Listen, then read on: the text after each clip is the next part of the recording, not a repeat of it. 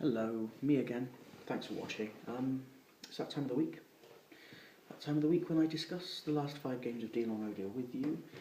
And we started with Kerry. It was a lush game. It was a cuddly game. It was actually a really sensible deal from her part. She took the right amount of gambles that was able to take in the game, and it was mathematically viable. She got out at 20 grand. The game would have collapsed, but still keeping the tension. Big money boxes waiting until the last box to be opened. Fabulous. Kerry, we loved you, and I'm sure you're going to make £20,000. Really work. And then Paul played Tuesday. Following that game, what did he do? He took £8,500 with the 35 and 50 still in play. Then we got the device formerly known as the Banker's Gamble, the undeal. Hand it back, give it back on a blue 35,000, and I think he really wanted to go for it. His wife didn't want him to go for it. Who did he listen to? His head, his wife, his heart, him. He listened to his heart. He could have had 35,000. He could have been the first Power 5 winner since Paddy. So a bit disappointing at the end, but how long would we have had to have waited for another person, another player, to get the opportunity to hand the money back? 24 hours. Jackie. Against the penny, and £100,000. She was invited to give back £17,500. Echoes of Alice, the second Quarter Millionaires game. Did she do it? She did. She did it. She accepted it. Noel asked the question, hand back £17,500. Deal or no deal? She said deal.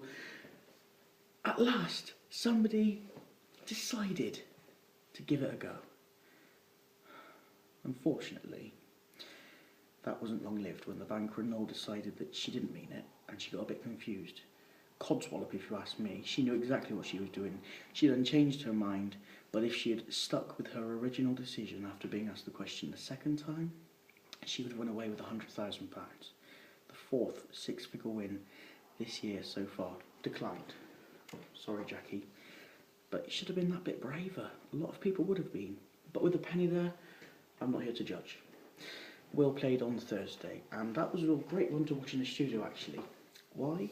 Because he was just so excited, and I can confirm he is the most nervous any player has ever been before a game. We did have to wait a good 5-10 minutes for him to calm down, relax, before he took the Walk of Wealth, and Noel did an excellent job of calming him down, making him laugh, making everyone laugh, making everyone just that bit more settled. Well done, Noel, and kudos to Will. He did take a few gambles. There were some really strong offers in that game. And then when it got to the end, and the banker said, hand back £1,000 of the 7 that you've already taken, and he'll give Will the one opportunity to name one flag. And he did. And I don't think I've ever seen anybody so excited over the Philippines. Anyway, he got the £10,000 after screaming and shouting and running around the Dream Factory and hugging the board, and a bit of furore. The Philippines got him 10 grand. I think he's going to have to take a visit there, give them something back from what he took for them. And love me tender Frank on Friday, who dressed up as Elvis. Bit of a heartbreak hotel if you ask me. Thank you very much. Hashtag pun. Hashtag Archie's on it. Yeah, he took 7 grand. Could have had £50,000. Apart from the slow clapping from the audience when Frank was singing Elvis with Noel's spare wig on his head. Bit of a ball game, bit of a boring game, bit of a dull game. But that ended the week. I think a mix of games, all good wins. 7, 10, 8.5, 17.5, £20,000. But what is up and coming this week? Even more brilliant games. One cuddly, cute game that decides to go a bit sour. But for who? The banker or the player? Tune in all this week to find out on the deal, and I'll see you next Sunday for more analysis of the 5 games gone by.